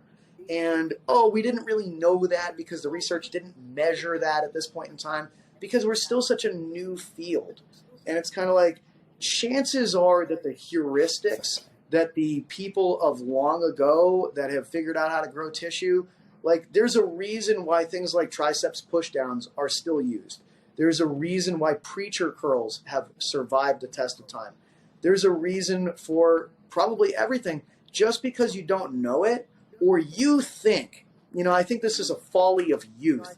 You think you've stumbled across this wellspring of information, and now I am the incredible guru of hypertrophy, and all bow down to me and my vast knowledge. It's like, no. Do yourself a favor. You are literally being Icarus flying too close to the sun on wings that are held together by wax. You don't know that this is a problem because you have not been around long enough to experience when your golden goose egg cracks and falls apart and the yolk oozes through your fingers. Like, everyone in this field that has been smart and put all of their eggs into one basket has invariably seen the basket vaporize and the eggs crack. And it was like, oh my God, I was so sure that this was right. Well, it's not right because everything's right until it's wrong. And then you discover like, oh, there were like 7 other factors that were involved with this. And like, how about that? And so to me, that's just kind of like, it's still like, wow, this is super interesting. And this is a really important concept. But I'm certainly not going to abandon all of the tried and true and tested and time-vetted approaches that people that have cared about this for a long time have used. I've also got a weird relationship with trying to find optimal. Our pursuit in what we do is to try and find truth. What is the most efficient way of achieving this goal? And while I'm never going to stop trying to do that, we spoke about earlier on about like this need to control stuff and learning through trying and learning through failures at the start of this show. If we just had the answers, if someone did this tomorrow and goes, this is the only exercise you need, never do anything else. As great as it is that we'd all build muscle easier, it takes a lot of purpose out of this. And I wouldn't take back the years of me banging my head against the wall, feeling insecure, feeling like an imposter, feeling unsure. Like one of my big things I said off the air that I've launched my education product for coach on the market. And my big MO is helping younger coaches overcome imposter syndrome. And one of the big things in this is reframing it. I had a group of coaches who asked me a while back, because when did you get over your imposter syndrome? And I don't think I have, but I wouldn't want to, because it's that imposter syndrome is the reason why I've invested on thousands of pounds worth of education, why I've found mentors, why I started a podcast and like get smart motherfuckers like you on the show. Like if I didn't have that and I thought I was this guru, if I was flying in with wax wings into the sun, it'd be way more fucking boring. It's that pursuit of trialing and error and falling over on your face that makes this an interesting field. It's funny. Like I had this conversation recently with somebody, and I've been thinking about this a lot lately. Is for me, I can accept the hard work that goes into the gym very easily. You know what I mean? And I actually like it. Like I like knowing I got a hard ass workout ahead of me. You know what I mean? Because I know that I put that effort in, I get uncomfortable, and it's part of the process that leads to a really great outcome and growth and change. And, life, on the other hand, like can really kick you in the ass. And that stuff is incredibly uncomfortable. And I don't want that. I don't want that discomfort. I don't want the personal discomfort of life in turmoil and personal relationships challenged and business challenged. But you know what? Like, to me, like reframing it, like, you know what? I'm uncomfortable in life right now, socially, personally, business-wise.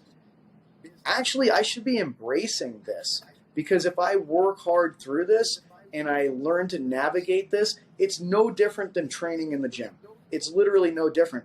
I'm just a beginner in this realm of like life challenge, whereas I'm more advanced in gym challenge. A lot of other people might be reversed, but it's kind of like I have awareness of like, man, if I bust my ass on this set of squats and I do it right, like I know the outcome is going to be great, versus like, if I am someone that follows through with integrity and I do what I said I was going to do, even though I'm finding life really challenging right now, I'm going to be a better person as a result of this. I'm going to train myself to deal with the discomfort of life and get better at being able to deal with that going forward. And as a result of that, I become a better version of me as a person, on a personality level, on an emotional level, on a friendship level, on a partner level, on a son level, on a sibling level, on supporting other people level. And that is like, like all I got to do is learn to embrace the suck of the hard parts of life that challenge me as a person. And if I don't bitch out and stop my life set at 25 RIR and beg to tap out of this program, guess what? If I can do this for 6 months or a year, imagine the difference in who I'm going to be and how other people will perceive me and how much I can contribute to the world if I endure this and I suffer through this and I speak my honest self and I don't back down in fear and I challenge other people in not just an asshole manner but a supportive manner. There's so many growth opportunities that you can have. And so, it's just like, it's literally like we all probably have certain avenues where we've done well in life. And if you can learn from those experiences and apply them to the avenues where you're struggling or you haven't developed yourself as much, and you're willing to endure that discomfort, like anything that's new for you, you're not going to be good at. It's going to be clunky. You're going to put your foot in your mouth. You're going to look and act like a beginner. But if you stick with it, you won't be a beginner forever. And pretty soon you might actually get good at it. But having the balls to be a beginner in something is to me, a courageous act. That even if you're failing in the beginning, because you're going to fail, there's courage there, and you should be proud of yourself whenever you take that challenge on. I also think in the way the world's going now with more distractions than ever before, we're now in a world where everything is so comfortable. If we want food, we can go on Deliveroo. If we want to watch them, we can go on Netflix. If we want a hand job, we can probably order that into the house too. You know, like everything is so comfortable. I'm so glad that I found something like training that's uncomfortable, that teaches me, right, what do I do when life does this to me? Like we see people seeking out this now that life's got to comfort. People are seeking out like ice baths and the Wim Hof technique and flotation tanks. And my idea of a nice Saturday afternoon is going and being uncomfortable because they haven't found something like this. And I did one of the Wim Hof breathing things about ice baths, and there's all these health benefits I generally believe. But the big thing about this stuff is like, if I can control my breathing in a bath of ice, which sucks, when life makes my heart rate go like a bath of ice or a 1 rep in reserve on a pendulum squat, I now have a resilience of being able to go, do you know what, this is all right. And to use your analogy from the last time you came on the show, it's the dark side of the mountain. The more times I go through it, I know what's coming around the other end.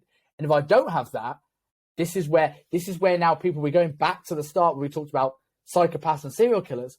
When someone doesn't have that coping mechanism, when life gets hard, what does it do? And you know, that dark side of the mountain is a place that you should evaluate the terrain in. Don't be an ostrich and stick your head in the sand.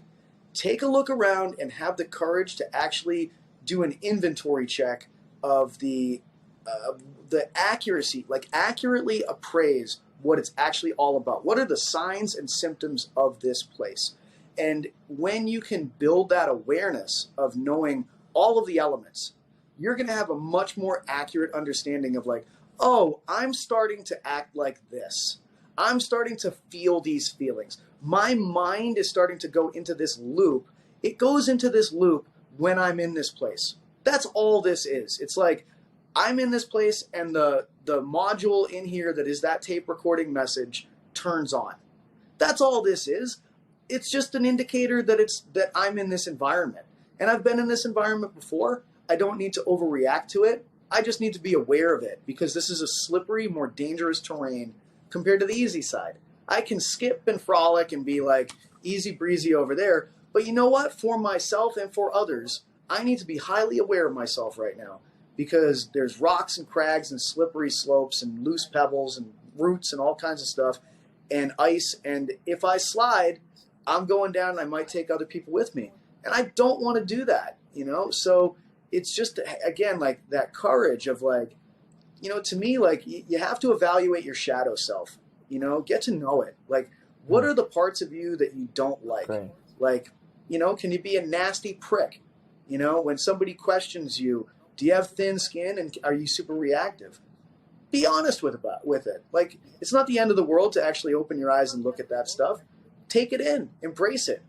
You know, if you have challenging relationships with another person, actually really look at that person, their full scope of humanity, and like appreciate that like they have struggles just like you do, and that these are their bad coping mechanisms. And maybe you want them to be different, but they're not different. This is who they actually are.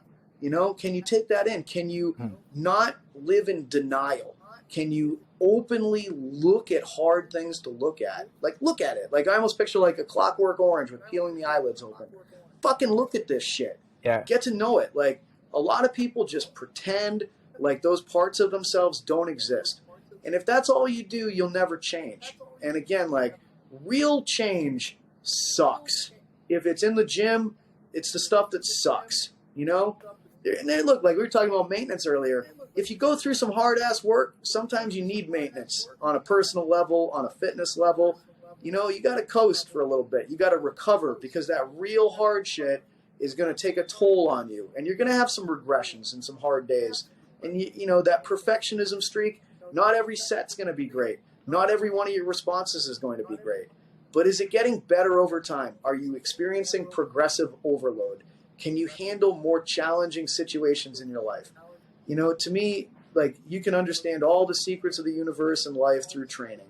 The more you understand training principles, the more you'll actually understand yourself. And the more you understand yourself, the more you'll be able to learn how to train effectively. Couldn't agree more. So that brings us on. I want to go into a couple of closing questions that you can either be quick fire, or if it goes off into another mountain story, then feel free. But first one is like, what was the toughest experience you've had so far on an athletic weapon program? Oh, like just like the hardest shit ever? Yeah. I would say probably the 6 weeks I spent in Texas last year on a running block. You know, I got down there and I didn't realize it, but I had COVID when I arrived. And, next day I was out there, and I got there in August, and it was Austin, Texas, which is East Texas, and it's very humid. But it was also over 100 degrees for the first, 3 weeks that I was there. You know, I don't know what that is in Celsius, but it is fucking raw, like red Mars hot. And so I remember, that first day out running on the track, it was 1 p.m, melt your brain hot. I had COVID. It was a hard conditioning day. And I remember, at a certain point, leaning against the fence under that heat, and it felt like my heart was going to come through my chest. And I remember just thinking to myself, I think this is what dying probably feels like. You know, I think that this is probably the experience. And I was like, I think that there's a small chance I might die on this track right now. And, there was part of me that was like, that's fucked up. But then there was another part of me that was kind of like, if I die on this track in Texas right now, that's not the worst way to go. All right. So, I remember the guy I was training with was like, what, are you done? You can't handle this heat? And I was like, nah, fuck you, man. I can handle this. And went back and did some more. And then it was I remember getting back to the place where I was staying after that and literally passing out almost immediately. And I think I slept for 18 to 20 hours. Got up the next day, felt pretty good, went back out and trained. And, but it was day after day after day for 6 weeks, and it was over 100 degrees most of those days. And I'm not from a place where it's that hot. And it was just an uncomfortable, I went on that trip to really work a lot of therapy and work a lot of 12-step recovery stuff and to train. And I did that. And I meditated for big chunks of the day, and I was in meetings, and I was training in the other parts of the day. And I was working through a lot of personal stuff, and I was in seclusion for those 6 weeks. And overall, it was just honestly, I did a lot of crying. I did a lot of soul searching. I did a lot of screaming by myself. I did a lot. I was quiet. I spent large parts of the day just being quiet and not talking to people. And there was no single day down there that was comfortable for me, really, on any level. And I'm so glad I went through that experience. I went down there a week after doing an ayahuasca ceremony, and that ceremony was uncomfortable. And it set me up to be uncomfortable for 6 straight weeks and to be away from everybody and not in contact with anybody. I was not in contact with anybody. I went down there and I basically went into isolation and training and reflection and journaling. And like I said, existing in a deeply, deeply uncomfortable place. And by the end of it, I was severely depressed, to tell you the truth. I had ripped open very old wounds, and, I came back to New York and I was really raw, and I was just in probably the most vulnerable state I've ever been in my life. And when I got back here, I felt as though a couple of experiences were very misunderstood for me. and I felt like some really critical people in my life turned their back on me at the most vulnerable time of my life, and it put me into the worst depression I've ever been in my life. And it's been a year now since that point, and I've been uncomfortable this whole year. But during that discomfort, I haven't missed any training sessions. I haven't missed really following a diet that whole time. I haven't missed therapy. I haven't missed my recovery. I haven't succumbed to old problems that I've historically gone into. And I'm a different person now compared to where I was a year ago. I am more open. I am more myself. I'm less afraid of consequences of being myself. I don't need what I used to need. And I'm beginning to become grateful for that experience. But I'm not there yet because in truth, I'm still bitter and I'm still angry and I'm still sad and I'm still all of those things that come along from that level of discomfort and pain and disappointment. And, I'm working through that. I'm not where I was in terms of being destroyed a year ago. Destroyed, like as a person, destroyed, rock bottom. But I've got a long way to go right now. And a part of that journey is Athletic Weapon and following a diet and sticking to everything with self-care and not being afraid to be vulnerable and fuck it, I'll talk about it, like this is me, this is my reality. And if it is a reality that other people correspond with, that makes sense to them, that gives them some degree of connection and courage and strength, good, because it's not fake. I'm not fucking fake. I live in one of the fakest places in the world, in my opinion, New York City. Everybody's trying to pretend that there's something they're not. And I will not do that. I will not fucking do that. If I'm angry about something, I'm angry about that thing. If I'm sad, I'm sad. If I'm disappointed, I'll say it and I won't hide. So that's kind of my reality right now. I think that says a lot about your character and the reason why you've got where you are. And like that could be another podcast in itself, especially when it starts with an ayahuasca ceremony. That's always an interesting experience. But I think that's a part 3. Otherwise, it'll be 4 a.m. here and we'll still be chatting away. But like, what is the biggest thing you've learned through this process since January 2020 to now? That it is a process and that it doesn't end. And life itself is the ultimate test of, I do love the word integrity. I feel like I've used it a number of times.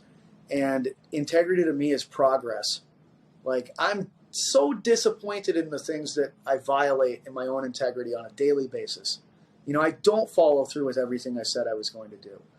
But I've gotten a lot better at it than I was a year ago, than I was 5 years ago. I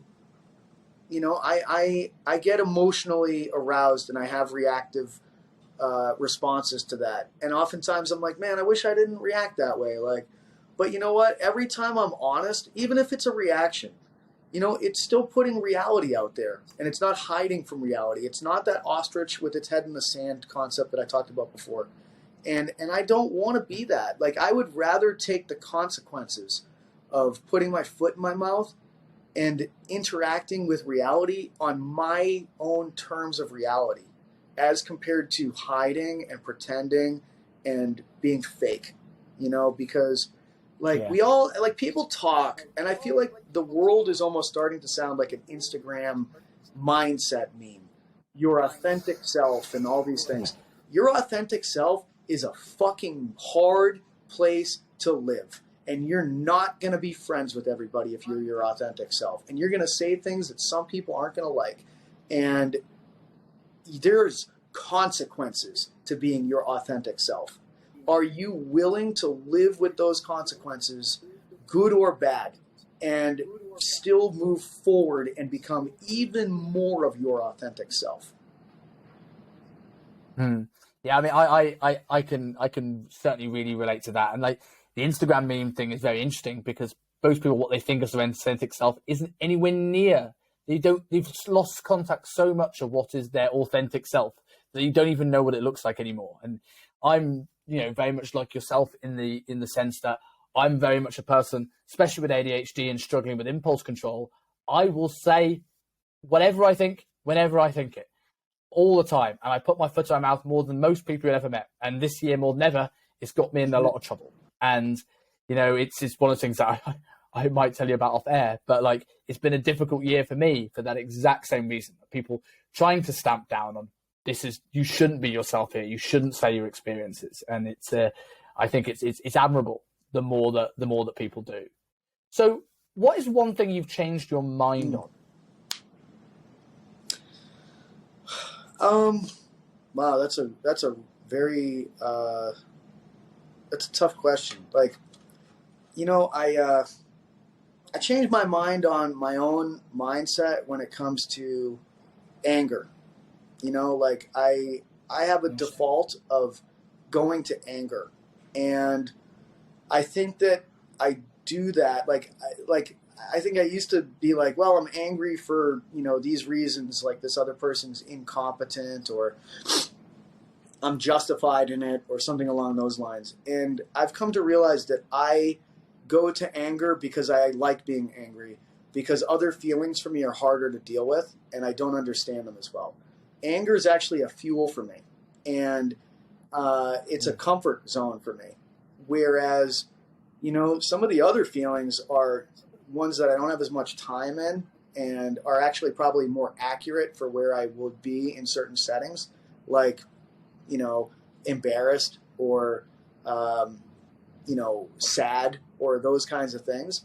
And so it's like I've had to change my mind on literally my responses to the world, where it's like, I'm choosing, like, I have a long history, a path of least resistance towards anger, because anger is easier for me than some of these other places. So yeah, I got to change my mind on what I think is my own reality, because I'm actually forcibly going to a place that's not an accurate reflection of how I actually feel in a situation, because it's easier for me to go there. I love the answer. And I like the first episode. This has been one of the episodes I've enjoyed recording probably more than almost any other. And part of the reason is, if I asked that same question to 100 other strength coaches, they would talk me about, this is what I changed my mind about exercise mechanics. This is what I changed my mind about calories and protein. And I never, ever know the answer that's going to come out of your mouth. And it's never an answer about training. There's so much more to you than the gym. It's just a part of your life, which I think again, says a lot about you as a person. So that's what I've got is, in hindsight, what would you teach 20-year-old Pat Davidson? 20-year-old me was having significant issues with cocaine and alcohol, marijuana, pills. That was a very sad person. And I don't think I would even try to teach that person anything. I think I would just give that person a gigantic hug. And I think I would just try to take him in and try to be the father for that person that he never had. I would teach that person love and care and warmth, and let them hit things to try to get rid of some of that anger, and to hug that person after that response, and to let that person know that they have a lot of strength, and that they have a lot of gifts, and that they are justified in a lot of the pain that they're existing in. And that, don't be so hard on yourself for these mistakes that you're making. Like, you're going to be all right, but stop hurting yourself so much. Yeah, I think that's an incredible answer. And so, again, to stop this being a 4 a.m. podcast, and you are more than welcome to come on a round 3 and we can talk ayahuasca and whatever else you like. But for anyone who's listening to this and didn't know you coming onto the show and has gone on a 2-hour journey of learning all about Pat Davidson, and how can they not go and follow you after this? tell people where to find you, tell them about where to get Athletic Weapon, and just an overview of. Yeah, I mean, Instagram's probably a central hub, and it's at Dr. Pat Davidson. It's Dr. Pat Davidson. And, there's the bio link that goes to Linktree, like most other people have that have products, and, everything's in there.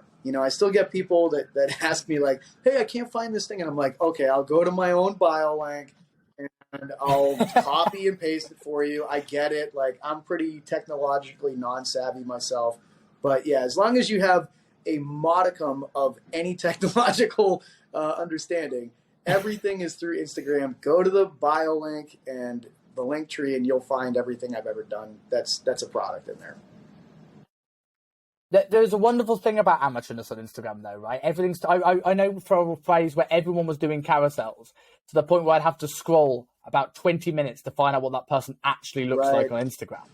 And I as much as like your content at the moment is better than ever. It's polished, it's good, it's well mic'd up, it sounds good.